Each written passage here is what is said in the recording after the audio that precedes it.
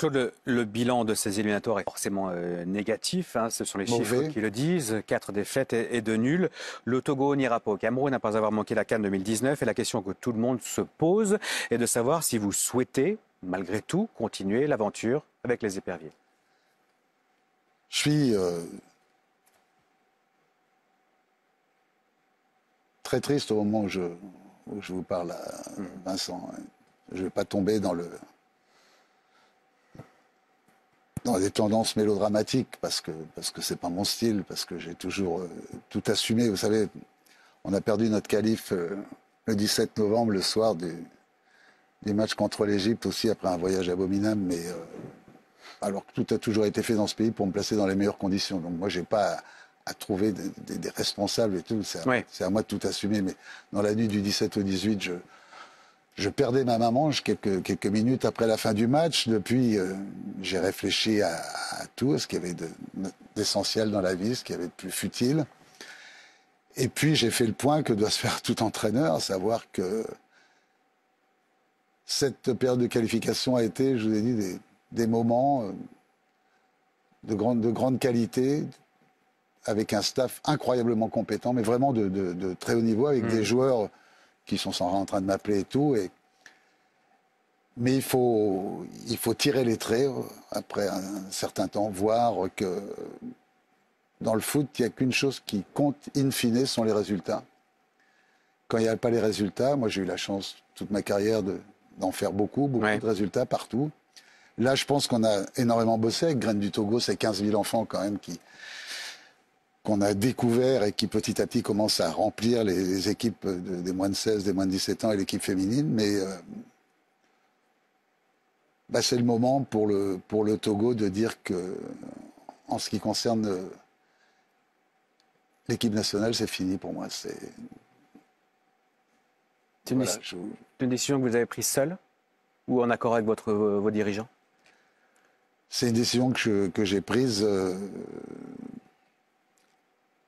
après en avoir longuement parlé avec la ministre des Sports, qui est une dame de grande qualité qui vient d'arriver, qui a envie de bâtir des choses, qui était aussi très triste parce qu'elle a envie de continuer, elle avait envie de continuer à travailler avec moi, mais je crois que rien n'est plus important que l'équipe nationale. On ne peut pas d'un seul coup faire en sorte que tout se focalise sur un sélectionneur et qu'on oublie la chose essentielle, c'est l'équipe nationale. Savoir que le premier match de qualification pour la Coupe du Monde, c'est comme ça que j'ai réfléchi à tout. Bon, là, c'était la fin des qualifications pour la Coupe d'Afrique. Une nouvelle élimination. Mais bon, l'Égypte a raté 3 Coupes d'Afrique des Nations, ça n'a pas empêché le football de continuer à vivre et de se remettre en place. Le premier match de Coupe du Monde, c'est au Sénégal. Rien ne dit que le Togo ne fera pas un résultat au Sénégal. Les éliminatoires pour la Coupe du Monde 2022, donc. Au mois de juin. Même vous êtes dans le groupe du Sénégal sera bien évidemment archi favori. Et après, il y a 2 matchs, Namibie et Congo. Admettez qu'on perde au Sénégal. Vous imaginez un petit peu l'odeur de soufre qu'il y aurait pour le 2e match à domicile où on focaliserait sur moi, on oublierait l'équipe, alors que la seule chose importante, c'est l'équipe, c'est sa sérénité, c'est qu'elle soit tranquille, c'est qu'elle soit apaisée, c'est qu'elle puisse se préparer dans les meilleures conditions.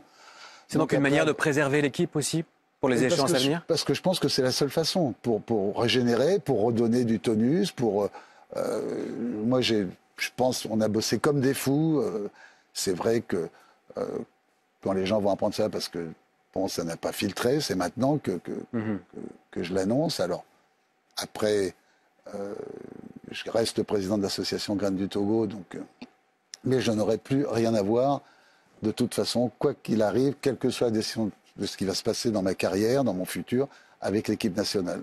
On sent une profonde tristesse tout de même dans vos propos. C'est aussi parce que vous avez tissé un lien très, très ténu avec cette équipe, avec cette sélection, avec ce pays. Oui, parce que je pense qu'il faut être patient. Je lisais, je crois que c'est un proverbe camerounais qui disait qu'on ne peut pas labourer, semer et récolter et manger le même jour. Non, c'est impossible. Donc, le football, c'est l'école de la patience. Je pense qu'il y a une nouvelle ère qui démarre au Togo Et quel que soit celui qui prendra ma place, peut-être que ça sera Jean-Paul Abalo, qui a beaucoup de qualité, il faudra être très indulgent avec lui.